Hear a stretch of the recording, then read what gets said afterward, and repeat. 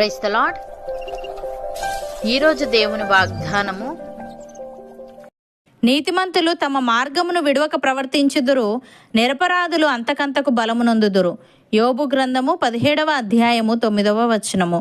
సహోదరి సహోదరులారా, ఈ వాక్యం దేవుని మీద విశ్వాసముతో నీతిగా జీవించే వ్యక్తులు కష్టాలు పరీక్షలు ఎదురైనా తమ నీతి మార్గాన్ని విడవరని, అంతేకాక వారు ఆత్మీయంగా మానసికంగా విశ్వాసపరంగా మరింత బలపడతారని, దేవుని మార్గం ఎంచుకున్నవారు పరిస్థితులు ఎలాంటివైనా న్యాయం సత్యం విశ్వాసం నుంచి వెనకడుగు వేయరని, ఈ స్థిరత వారిని రోజు రోజుకు బలవంతులను చేస్తుందని తెలియజేస్తుంది. అంటే వారు దేవుని సత్యం నీతి న్యాయం పట్ల స్థిరంగా ఉంటారు. పరిస్థితులు ఎలా ఉన్నా తప్పు మార్గం ఎంచుకోరు. కష్టాలు ఎదురైనా వారు ఆత్మబలంతో విశ్వాస బలంతో ఎదుగుతారు. ప్రతి పరీక్ష వారిని మరింత శక్తివంతులుగా చేస్తుంది. ఉదాహరణకు, యోబు అన్ని కోల్పోయాడు. అతని స్నేహితులు అతనిని దూషించారు. దేవుడు నిన్ను వదిలేశాడని అన్నారు. కానీ యోబు దేవునిపై నమ్మకం కోల్పోలేదు. తర్వాత దేవుడు అతనికి రెండింతల ఆశీర్వాదం ఇచ్చాడు. కష్టాల మధ్య నిలబడిన యోబు అంతకంతకు బలవంతుడయ్యాడు. అలాగే దావీదు చిన్న వయసులోనే రాజుగా అభిషేకించబడ్డాడు. కానీ సౌలు రాజు అతడిని వెంబడించాడు. అతడు పర్వతాల్లో గుహల్లో దాగి జీవించాడు. అయినా దేవునిపై నమ్మకం విడవలేదు. ఆ పరీక్షల వల్ల దావీదు మరింత బలమైన నాయకుడయ్యాడు. ప్రియులారా, దేవుని మార్గంలో నడిచే వారికి సమస్యలు వస్తాయి. కానీ ఆ సమస్యలు వారిని దెబ్బతీయవు. అవి వారిని ఆత్మీయంగా పరిపక్వత గల వారిగా చేస్తాయి. ఉదాహరణకు, ఒక వ్యాపారి తన వ్యాపారంలో ఎప్పుడూ నిజాయితీగా ఉంటాడు. ఇతరులు లంచాలు ఇచ్చి వేగంగా డబ్బు సంపాదిస్తారు, కానీ అతడు తప్పుడు మార్గం ఎంచుకోడు. మొదట్లో అతనికి నష్టాలు వస్తాయి, కానీ కాలక్రమంలో అతని పేరు విశ్వసనీయతగా మారుతుంది. మరియు చివరికి దేవుడు అతనికి ఆశీర్వాదాన్ని ఇస్తాడు. అతడు తన మార్గమును విడవక బలవంతుడైన వ్యక్తిగా మారతాడు. ప్రియులారా, దేవుని మార్గం ఎప్పుడూ సులభం కాదు, కానీ అది శాశ్వత బలానికి దారితీస్తుంది.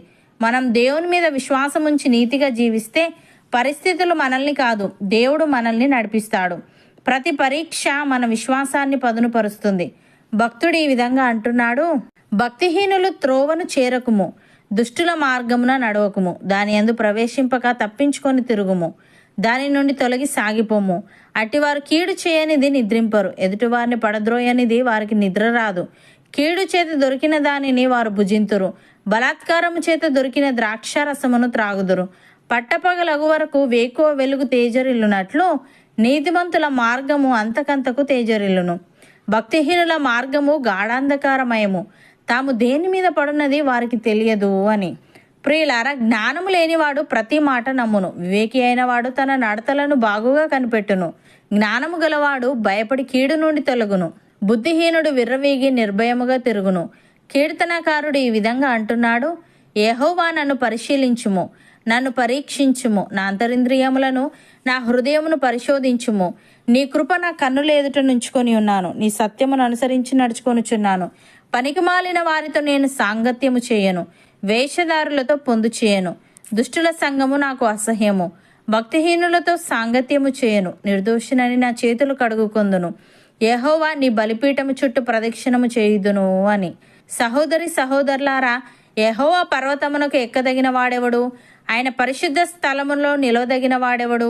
వ్యర్థమైన దాని యందు మనస్సు పెట్టకయు, కపటముగా ప్రమాణము చేయకయు, నిర్దోషముగా చేతులను శుద్ధమైన హృదయమును కలిగి ఉండువాడే. వాడు యెహోవా వలన ఆశీర్వాదమునందును, తన రక్షకుడైన దేవుని వలన నీతిమత్వమునందును. అవును అన్నవారు నాతో పాటు ప్రార్థనలో ఏకీభవించండి. పరిశుద్ధుడా, ప్రేమగల తండ్రి, నీతిమంతులు తమ మార్గమును విడవక ప్రవర్తించుదురని, నిరపరాధులు అంతకంతకు బలమునొందుదురని, వారు నీ సత్యం నీతి న్యాయం పట్ల స్థిరంగా ఉంటారని, పరిస్థితులు ఎలా ఉన్నా తప్పు మార్గం ఎంచుకోరని నీవు తెలియజేశావు. తండ్రి, నీకు స్తుతులు. దేవా, నీ మార్గంలో నడిచే వారికి సమస్యలు వస్తాయి, కానీ ఆ సమస్యలు వారిని దెబ్బతీయవు గనుక అవి వారిని ఆత్మీయంగా పరిపక్వత గల వారిగా చేస్తాయి. గనుక మేము కష్టాలు ఎదురైన విశ్వాసమును విడవక ఆత్మబలంతో విశ్వాస బలంతో ఎదిగే వారంగా ఉండుటకు సహాయము దయచేయమని, నీ పరిశుద్ధ స్థలములో నిలిచినట్లు వ్యర్థమైన దాని యందు మనస్సు పెట్టక, కపటముగా ప్రమాణము చేయక, నిర్దోషమైన చేతులను శుద్ధమైన హృదయమును కలిగి ఉంటూ నీ వలన ఆశీర్వాదమును నీతిమత్వమును పొందుకొనుటకు కృపచూపమని, పట్టపగలగు వరకు వేకో వెలుగు తేజరిల్లునట్లు మా మార్గము అంతకంతకు నీవే తేజరిల్ల చేయమని యేసుక్రీస్తు నామమున ప్రార్థిస్తున్నాము తండ్రి. ఆమెన్.